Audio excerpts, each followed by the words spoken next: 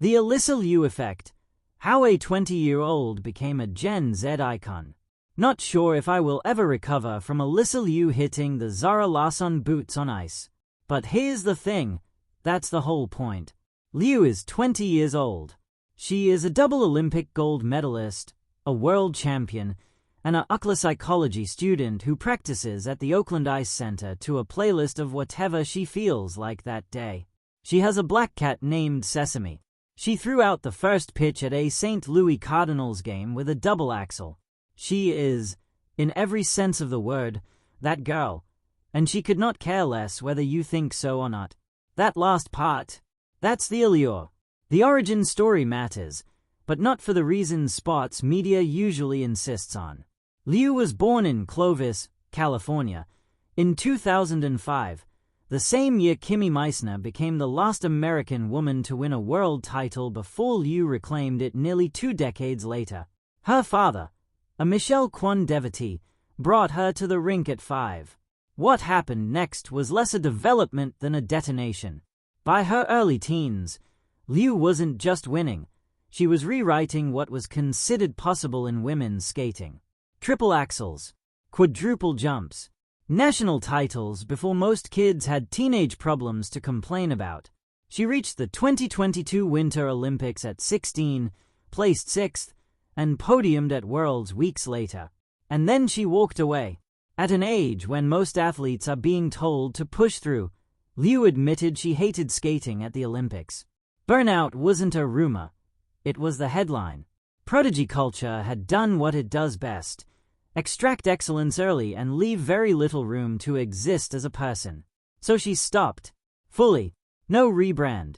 No mental health break press cycle. Just absence. What followed is why this story isn't about comeback narratives. It's about autonomy. During her hiatus, Liu climbed to Everest Base Camp, went to college, took photographs, lived like someone with nothing to prove. Then a friend suggested, casually, on a ski trip, that she return to skating. Not a coach, not a federation, not nostalgia or medals. A friend.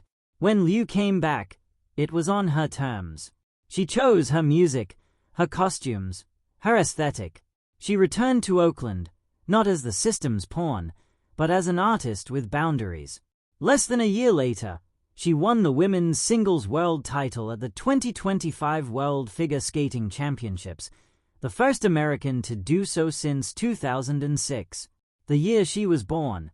At the 2026 Winter Olympics in Milan, she won 2 gold medals. Effortlessly, almost suspiciously calmly. Where the Alysa Liu effect actually lives. Here is where the Alysa Liu effect really lives. At the Olympics, the world didn't just notice that she won. They noticed how she won. There were no white-knuckled nerves, no manufactured intensity. She was genuinely, radiantly, almost annoyingly calm. The kind of calm that doesn't come from suppressing something, but from having made peace with all of it. I really don't feel nervous. I don't feel the pressure. Nothing is holding me down or holding me back, she said after her shot program in Milan. I invite it all in. So, no matter what happens, it's a story. And suddenly, everything became a moment. The unplanned hair flips, the playlists, the dazed, joyful smile, the halo hair, I am obsessed. The unapologetically sparkly costumes, even her comfort with walking away from the thing she was once told should matter more than anything else. None of it felt engineered. That was the point. While others visibly buckled under Olympic pressure, Liu was having the time of her life, not because the stakes didn't matter, but because she'd already done the internal work to know they weren't everything. She's been clear that she sees herself as an artist first, an athlete second, and that results matter less than how she feels while performing. As I didn't need an Olympic gold medal to validate my decisions, she said. As I just made those decisions because I knew I had to, no matter the outcome. She won the gold anyway, twice. Social media, as it does, clocked all of it immediately. As Alysa Liu emerged as shorthand for an unbothered, self-directed aesthetic. Celebrities like Taylor Swift and Selena Gomez were publicly rooting for her. Rare consensus achieved. Her shot program skated to Laffy's Promise. Her free skate to Donna Summer's MacArthur Park. Safe choices were never on the table. She trains in the Bay, representatives the Bay, and says it plainly, this is home. Oakland's Fenton's Creamery announced it has ice cream for life. Honestly, correct. The Alysa Liu effect. How a 20-year-old became a Gen Z icon. There are athletes who win, and then there are athletes who shift the vibe. Alysa Liu belongs to the second category. The kind of star who doesn't just collect medals, but changes the temperature of a whole sport. The Alysa Liu effect isn't only about jumps, scores, or podiums. It's what happens when a 20-year-old shows up on the most tradition-soaked stage in winter sports and makes it feel, suddenly, unmistakably, like now. She didn't arrive like a carefully polished brand. She arrived like a person. And Gen Z noticed. 1. The origin story, prodigy, pressure, and the first rewrite. Figure skating loves its fairy tales. Tiny kid, big dream, glitter, destiny. But Alysa's story has always had a sharper edge than storybook. She exploded into American skating as a record-breaking phenom, famously becoming the youngest U.S. women's champion at 13, then spent her teens living inside a spotlight so hot it can melt childhood into schedule sheets. Then she did the most UN athlete thing possible in a culture that treats grind like religion. She left. She retired at 16, not because she couldn't win, but because she didn't want her whole life to be only one thing.